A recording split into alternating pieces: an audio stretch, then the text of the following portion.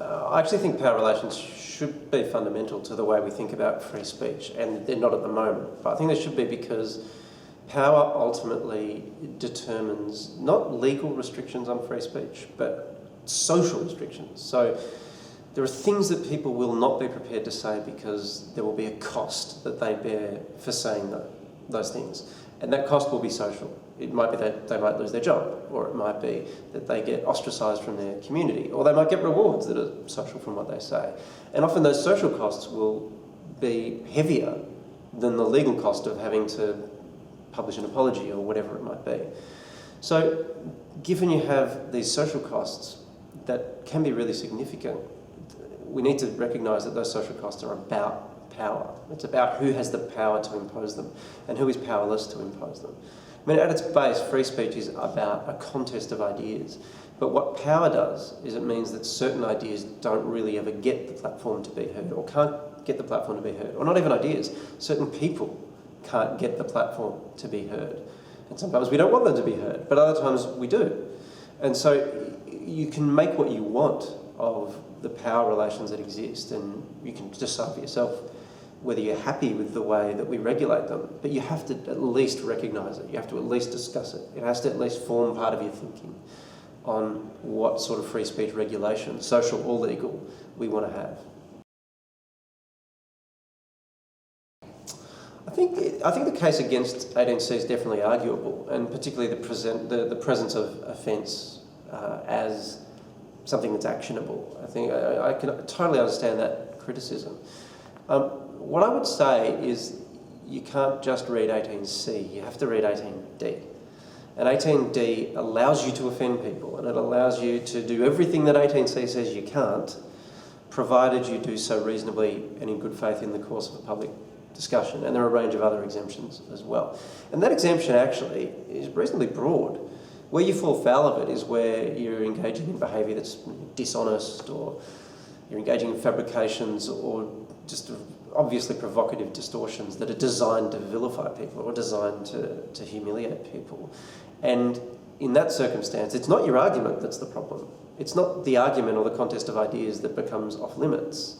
It's the obligation that you have to go about. If you're going to humiliate a racial group of people, then you have an obligation in the way that you go about presenting that argument to ensure that at the very least it's honest. At the very least, there's a reasonableness to the fact that you're putting this and the way that you're putting it. So it's a fine line, and I don't at all begrudge people their attitude who think that that section goes too far, as long as you don't misread it, as long as you don't think that it's going further than it actually is, and that the exemptions that are there don't exist. I think if you're going to punish offence or humiliation, I don't think the intention of the speaker really is a terribly persuasive thing. That's the sort of no offence but defence. That I can say something that humiliates you that might actually expose you to vilification and even violence, but because I didn't intend it, then I'm scot-free. That to me doesn't make any sense. I think the question about the feelings of the victim is a little more complicated, because sometimes the feelings of the victim are not really the most relevant thing either.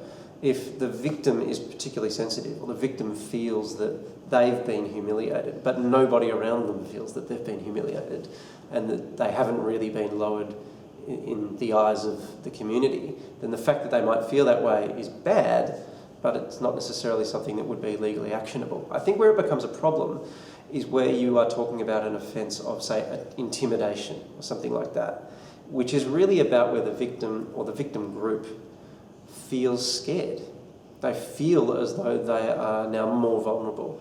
And if that is the gist of the offence, if that is the gist of the legal restriction, which is, I think, what is being proposed under the current amendments or proposed amendments to the Racial Discrimination Act, if that is the gist, then you can't sideline, you just can't sideline the reasonable feelings of the victim. Because that's actually the whole point. That's the whole point of the legislation. And so I think when you're talking about, if it's a choice between the intentions of the perpetrator and the subjective position of the victims, I think you've got to go with the latter, provided there is some objective element to it. So provided there is a reasonableness requirement, that it's not just mere oversensitivity. And that actually is already built into the legislation as it stands. Whether that is the appropriate test in every case, I think, is arguable. I think the Andrew Bolt case can only really discourage you from doing that if you don't understand the case.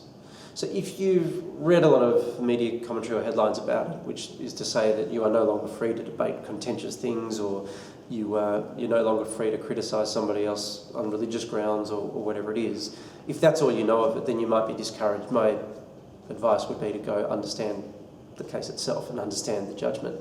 And I would point out the religious aspect of it is irrelevant anyway, because this was a Racial Discrimination Act. There is actually no protection for religion in it. You can vilify someone on the basis of religion, and there is no protection at the federal level. There is in some states. Victoria, for example, has a Racial and Religious Tolerance Act which does that, but at the federal level it doesn't. So the religious element is actually a furphy. It's really about race. And even so, I think if you read the judgment, it doesn't say that you can't debate these things. It doesn't say that you don't have the capacity to, or that the scope of the argument must be narrowed just out of the sensitivity of other people. It's that you've got to do so in a particular way. And in that case, he was deemed to have contravened.